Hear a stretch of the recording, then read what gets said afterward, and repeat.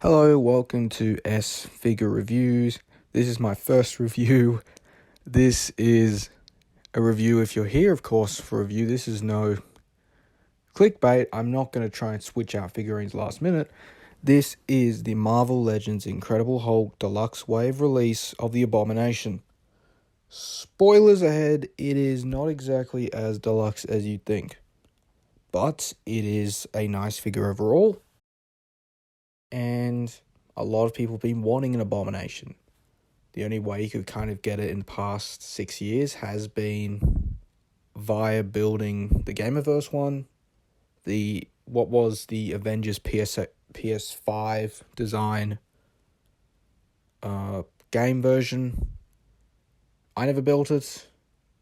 I have the leader from that wave, but I never built it. The figures, none of the characters except for the leader interested me.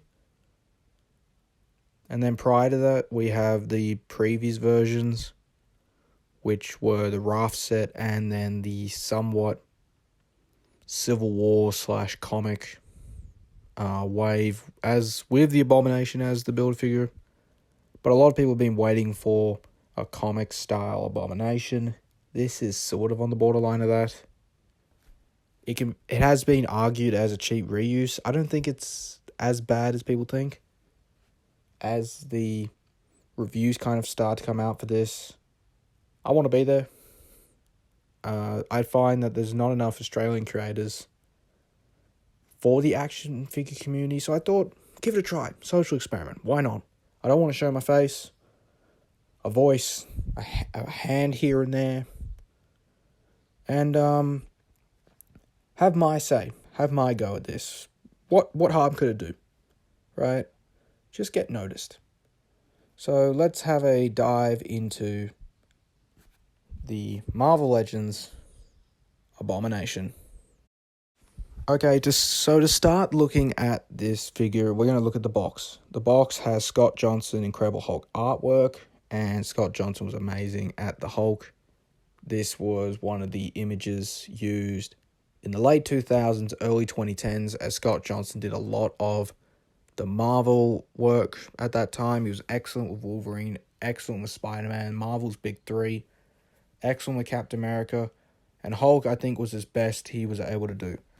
And we have it throughout the box, the Scott Johnson and Incredible Hulk logos on the back and on the front of the box.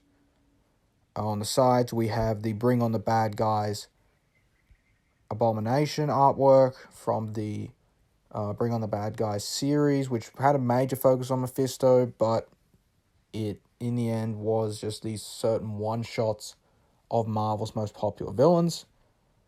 And then on the top, yes, Incredible Hulk eyes. Okay, so we're looking right now at the Abomination, and he looks great. I haven't really done much dynamic posing with this guy. Can you get him posed well? I'm not the best at posing. Never have been. I generally have my figures in a vanilla pose. And even with the tilted neck, he looks menacing. I love this head sculpt. And you're going to see a lot of my review with this head sculpt. Even though it's not the one that came with the packaging, this is my mind's eye look for the Abomination. I do like the size. It is a little over 9 inches tall. So he's going to work with your Hulk. And I do have a comparison for that later. He is taller. Not by much.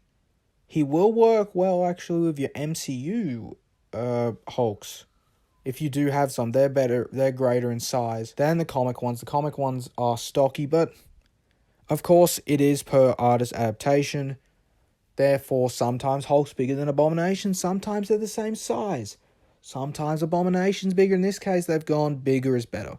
Even though comparisons are actually going to be at the end of the video, I thought quickly, let's just start it off the video with one to demonstrate the size of the box and Abomination compared to a few other characters.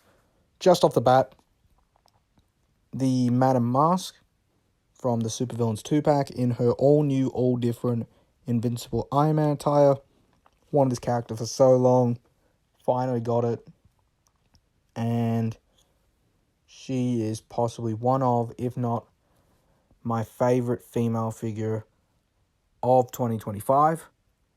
Beside that, we have the Control Wave US Agent. I think one of the top 4 figures of the wave.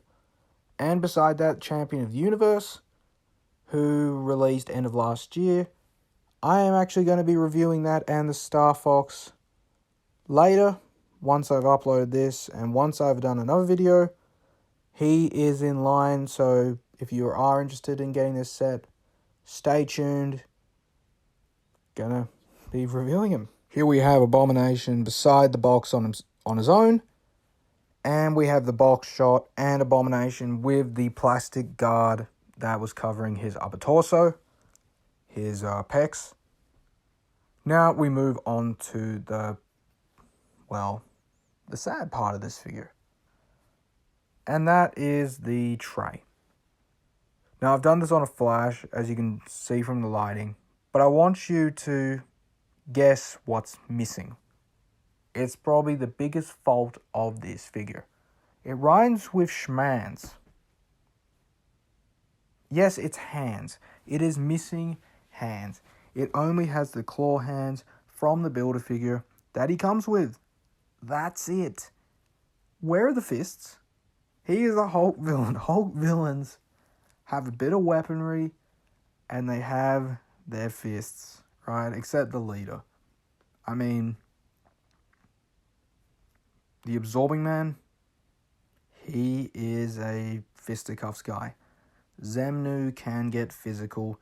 Abomination is the most physical of them all. He is not a savage dog. Why does he not have fists? People have been complaining about this. This was the problem with the previous Build-A-Figure as well. There were no fists. Why couldn't you have just done a simple sculpt and done just a claw in the thumb to demonstrate, oh yeah, it's Abomination? Because it's a guarantee in the next 5 to 10 years you're going to do an Abomination.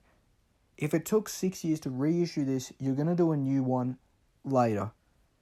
And I appreciate the heads. We're going to talk about the heads pretty soon. But it just doesn't work. How is it that the Strong Guy that was released last year, same sculpt as before, they did a few tweaks on the paint and the plastic. The yellow was a bit lighter toned, as a lot of the X-Men characters, the tone of the plastic for the yellow is not as golden as before. The Pinless era, they've brightened up the X-Men colors.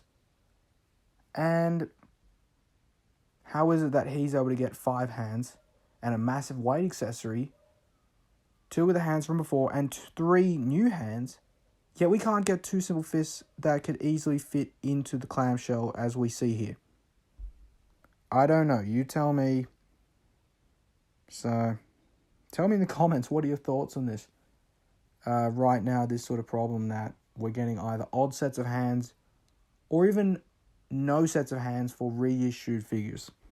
Taking a look at this guy up close, I mean, I love the head sculpts. I just love them. In particular, the smiling one. And to start with this, you can see the paint. It's decently applied. Is it the best sort of application? No. But it's decently applied. You have the mix of the light green and this dark moss green scattered throughout the body. And it looks good. It's better than before. If we move to the back, for example, there is a mix of paint throughout the back. The spikes are in a lighter green. The shoulders have the lighter green splotches with the spikes. The spikes on the lower half of the legs, on the calves, they are a lighter green. And the pants they haven't done a half-ass effort where the Spider-Verse, the Across the Spider-Verse figures, how they had the painted fronts, yet the backs were just nothing. In this case, they've gone with the belt. They have done the belt in black. They've given him a light wash. Is it impressive? No, but it does enough. And yeah, on the side, you have the wash on the biceps as well. On the back, yep, up close on the legs. The claws. Okay, that is my one complaint right now with the paint. The claws. So while I was editing this, I decided to actually just permanent marker the spots of the claws. Now, this photo doesn't really demonstrate it all that well. They're not painted well. They've just done the front and the back and the inside. It looks like he's got massive fingers. They haven't actually painted the interiors of the nails, which is a bit sad, right? That's the problem, I think, with inkjet printing at the moment. They just do this one layer and think that's okay. Whereas there were some added benefits to their previous painting skills. I know a lot of the heads didn't come out that well. I mean, some of them did. The Fantastic Four ones came out pretty clean. But a lot of them didn't come out that clean. A lot of the bodies were actually pretty decently painted. But ever since I've moved on to inkjet printing, sure, it's a revolutionary Marvel, no pun intended, for Hasbro. Oh yeah, we can do this now, blah blah. But you take these, you skip points. It's not great that the nails don't exactly demonstrate that, right? It's just a pity. So yeah, it's not exactly great. Yeah, Hasbro didn't fix this problem either from the previous Abomination BAF, and there was no waist cut. And it looks deceiving, right? There is that little gap where it looks like, oh, hey, it's a waist cut. That's great. We've got the ball on the app. Yeah, we also have a waist cut. Great. No, they didn't fix that problem. No, they just did the paint, changed the pants to blue. Nope, didn't fix the waist problem, because basically underneath as you can see up close, the belt sculpt. If I was to have lifted the torso, the lower torso, you can see the actual indents of the belt sculpt, which then would hinder the waist, which is such a shame. My other problem, it's not a big problem. I know a lot of people have been annoyed about this, and that is the pin legs, which I've also demonstrated on the Flash. Yeah, it's not great. It's not great, but I don't have a problem with it. I think that the larger figures have a pass for me. Again, if we were to have made everything pinless, if we were to give every figure all new sculpts, there was Bobby Valor, who does the Valorverse Action Force stuff. He was a former Marvel Legends Hasbro team member, former designer and creator. He said that if the fans were to run Hasbro or any company, we'd be broke. We would be broke. We would run it into just hell, right? Because we'd all want new sculpts. We want a certain version. We want this and that. Reuse is okay. It's not great, but it's okay. And I understand the pin legs, because again, they're not really going to go to a massive effort to give us certain new treatment. They have a budget. They're going to put the budget towards something else. And unfortunately, I have a feeling it's going to be something that no one wants, where they give it an all-new sculpt, aka the PS5 Spider-Man figures. Yay. But I also think that it's okay to have pinned legs on larger figures, the Caliban mold in particular, the former Abomination mold, which is being used for Uluk and Rhino. When it is a harder plastic, like the legs and the bodies are a bit stockier, they are larger figures, I think they're going to last better overall in the warping period of all the pinned figures.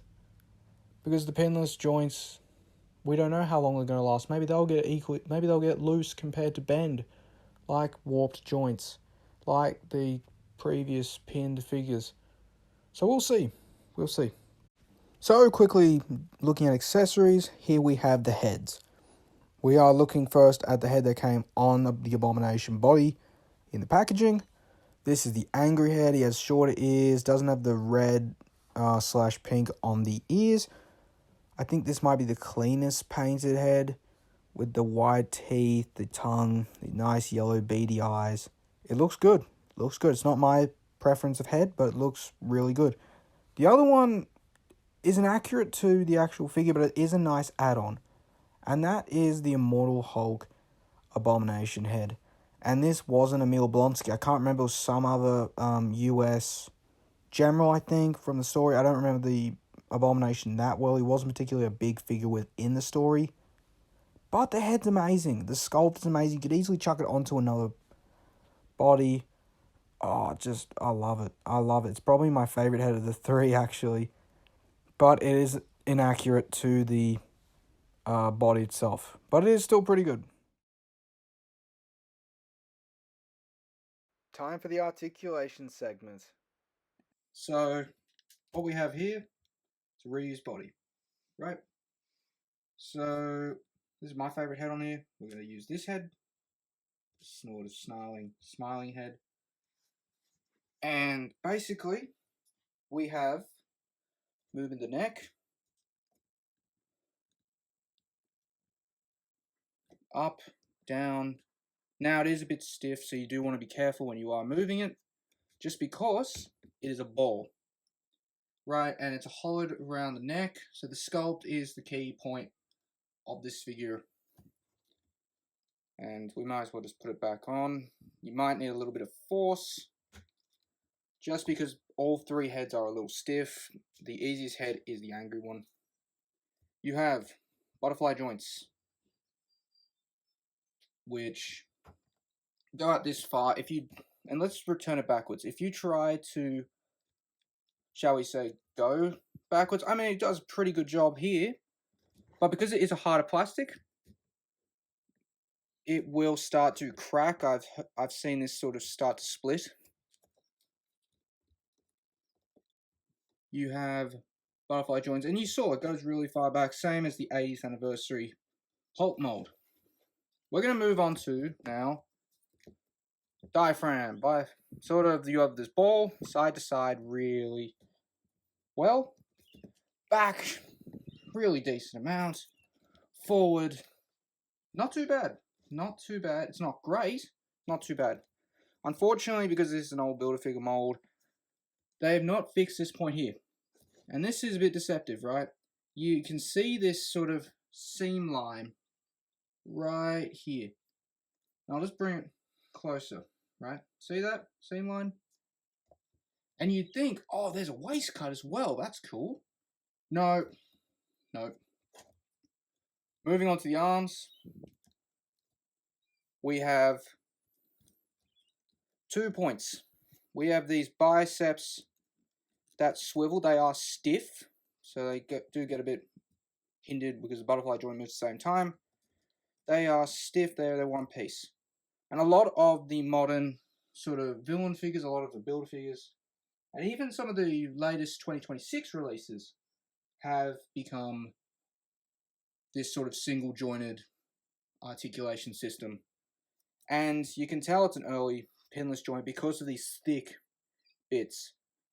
Now, coming up, I will be comparing this to my She-Hulk, which is the Super Skrull Wave, and it has this same ugly joints.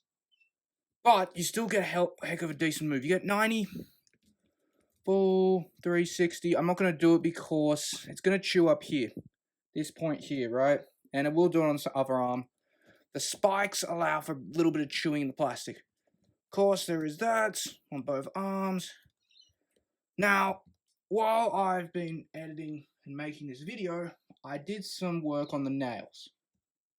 So I just put some permanent marker in the nails, added a bit of a gruesomeness to it, bit of a grunge feel.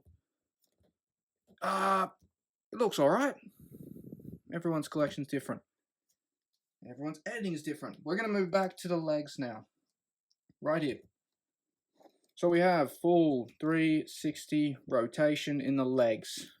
Legs can move out this far.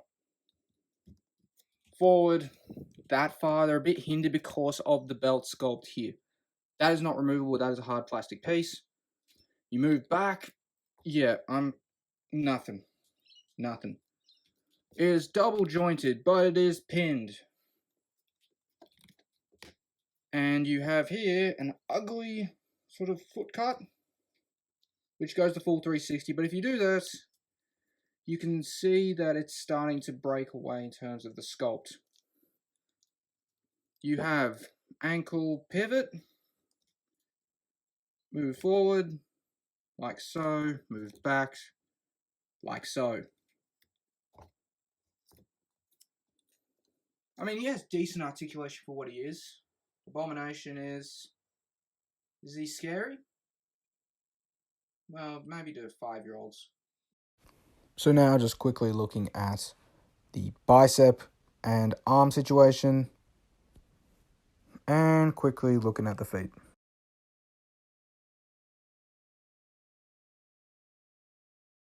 Finally, we're here. We're at the comparisons, my favorite part. Now, I could be here all day, I could do 24 hours worth of comparisons with everything I would have loved to compare it with, but I just did what was accessible, what I thought was appropriate.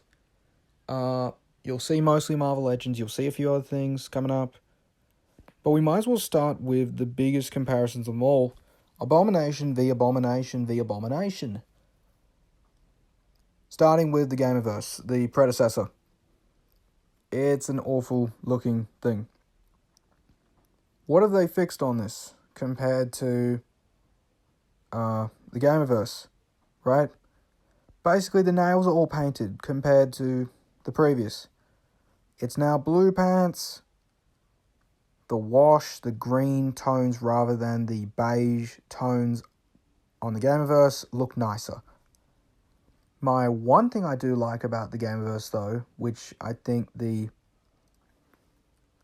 new one should have had, are the paint on the thighs. It's very little detail, but that's probably what I would like, just a little more paint. And I do prefer this time, even though it wasn't done well, the nails were painted. Whether it was on the toes and the hands, they were painted compared to the previous, so it looked like you had massive fingers and massive ingrown toes. Next up, we have two iconic Abomination figures. On the left, we have the Raft/Civil War Build-A-Figure Abomination. And on the right, we have the Marvel Select Rest in Peace Diamond Select Toys Abomination. And Diamond Select were well known for having the larger figures, even though they didn't pose well, didn't articulate well, but they look great on a shelf. And the previous Legends one prior to the Gameverse, which is our comparison on the right, this Build-A-Figure version in particular, you can see older body, older articulation. Still looks good. I mean, I do prefer actually the darker colored one, which is more expensive, which is the Raft. This is the Build-A-Figure, which is bright, and you can see where the influence was for this current release of Abomination. Getting away from the Abomination comparisons, here we have on the right the Champion of the Universe and the Spider-Man blister/retro card reissued Build-A-Figure of the Kingpin in his classic colors. On the left, we have former Abomination mold characters. We have Ulrich the Troll and the Rhino. And I don't understand how this Abomination only came with heads, yet for cheaper, right? I got that Rhino for $45. I got that Ulrich for about $60. And they came with extra hands, new heads, both of them. Ulrich came with a mace. Ulrich came with nothing before and was some sort of convention exclusive. He even came with a new necklace. And Rhino came with new hands. How? How do you fumble this? If you're willing to give Abomination new heads, yet you're not willing to give him new hands, it's just pointless. Getting away from Marvel Legends for a bit, we're going to jump to some other lines. On the right, two clawed characters, I guess. We've got the Marvel Select Sabretooth, who I think is the best Sabretooth, not articulation-wise, no way, but sculpt, appearance, he looks amazing. He gives off the 90s vibes, and is just everyone's mind's eye for Sabretooth is this attire. On the left, we have the Jaded Toys and Bison from Street Fighter. Love this figure. And poses well. The wide cape is nice, light. Even this standard vanilla pose looks awesome. Continuing on, I just had a little bit of fun with this. Here we have from the Scooby-Doo line that Jay is currently producing, sort of the classic characters, classic designs, and classic monsters from the Where Are You show. Here we have Shaggy from Wave 1. Going to Mattel, we have on the right Merman from the Revelations Netflix series. He-Man the Master of the Universe, and Roman Reigns from the WWE Top Picks. This is my only wrestling figure. Continuing with some other lines, here we have on the right, the Blockies Sesame Street Wave 2 prequel series, The Count. And also Greg the Stormtrooper, the carbonized Stormtrooper from Hasbro Black Series, Star Wars Black Series. And on the left, we have Knuckles the Echidna, I believe from Jakks Pacific, I don't remember, from one of the Sonic lines. Not a fan of Sonic, only like Knuckles, that's why I have Knuckles. And from the Disney Mirrorverse McFarlane Toys line, we have Buzz Lightyear. Continuing with McFarlane Toys, we have the DC Multiverse line. We have, on the right, Fury of the Gods, Shazam / Captain Marvel. Awesome figure, one of their best, underrated. You can get it for really cheap now. Don't know how people skipped on this. Looks awesome. And Lex Luthor from one of the early waves. We also have on the left the collector edition Captain Carrot and one of the rarest DC Multiverse figures ever made, The Question. Getting away and back to Marvel Legends, here we have, with the Immortal Abomination head on there, we have a little variety of errors here. We have Captain Warbow from the Skurge Executioner Wave. We have Madame Mask once again. We have X-Factor Jean Grey version 1. I will be doing a review on her pretty soon. We also have US Agent back here. And the best Captain America action figure for Marvel Legends. I think, in my opinion, he has to have the scales. It is the Secret Wars Cap with a different shield. Okay, now we have, on the right, the Winter Soldier from the Jenny Gavrilo of Crimson Dynamo, Black Widow Film Wave, and X-Men 97 Cable with the Capcom head. I love that look. They pair perfectly together. On the right, in terms of unique sculpts for unique characters, Psycho Man from the Fantastic Four blister card, and from the Spider-Man blister card, the Shocker. Okay, so we're going to now jump to standard Marvel Legends bodies. From right to left, we have, on the Vulcan, classic Star-Lord. In the middle, in the green, we have from the Puff Adder Wave, this is Baron Strucker. I know that I call this the Baron Strucker body. It was the Spider UK body. But since having the pinless treatment, Baron Strucker was the first character to utilize this mold. We also have here Speed Demon, utilizing the Peter Spider-Man body. And possibly my favorite X-Man figure, the X-Factor version 2 Cyclops. This was... Now I have 3 launch figures. MODOK, Gorgon, and the Abomination. What do they all have in common? Nothing. MODOK, $100. Brand new sculpt, all new, hollow inside, able to store his parts in there. Worth it. But then you have Gorgon as well. He was technically $45, $90 set. He came with Medusa. This is the Caliban mold with new legs to suit the character. Extra reuse hands, fine. $45. How is Abomination $100? $100, and he only comes with extra heads. Please, whoever's doing the marketing, whoever's actually working out the prices, compare it to other goods you've released. Because something's not clicking. Abomination, Skurge Executioner Wave, Enchantress, and No Way Home Sandman. What do they all have in common? They've all been members of the Raft set from 2016, the exclusive set, which also had Dread Knight and Purple Man. You'll see Nick Fury pop up here. Yep, that is the Matt Murdock body. I want a Purple Man on that body, 2 heads, extra hands, some psychic effect abilities just to plug onto his head, and then I want a Dread Knight. Really want a Dread Knight in his latest Avengers attire, the bulky armor, all new sculpt that could be used for someone like Spider-Knight. So we get another Spider-Man. The comparison you've been waiting for, Hulk characters. Here we have Leader and Titania on the left. On the right, we have Scar and She-Hulk from the Super Skrull wave. This is her post-Civil War 2 look. And the actual comparison, Green Hulk, Red Hulk. and a scaly lizard thing. Here we have the 80th anniversary Hulk, the best Bruce Banner Hulk, and we have Thaddeus Thunderbolt Ross from Captain America Brave New World. I do not have the other Hulk. That red Hulk is extremely expensive on the aftermarket. Not going to buy an AliExpress version. So, paint the eyes up on this one. Made you. Looks awesome. So, what are my final thoughts on the Abomination? Well, if I was to give you a rating, I would give it a 7 out of 10. I think it's a solid release, but it lacks in paint in some spots. It is not worth $100. Wait for it to go down in price. I guarantee you it will go down in price. I checked Amazon a few days ago. It's currently $69. I paid $73 for it. So, it's going down. I would say that the heads are great, but it needs hands. It loses points for hands. It loses points for lack of waist articulation because that wasn't fixed. It loses points for the pin joints, even though it doesn't bother me. The pin legs don't bother me. It still loses points for it because a lot of people are going to complain about it.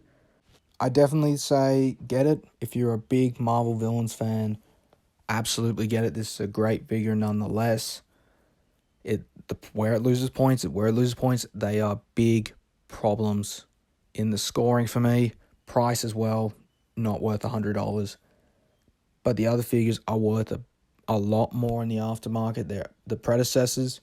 So I would definitely get this. You get 3 unique head sculpts. You can maybe use them for customization purposes if you have other Abominations. So this is my take on the Marvel Legends Incredible Hulk Deluxe Wave release of the Abomination. If you liked this video, please give it a thumbs up. If you didn't like it, give it a dislike.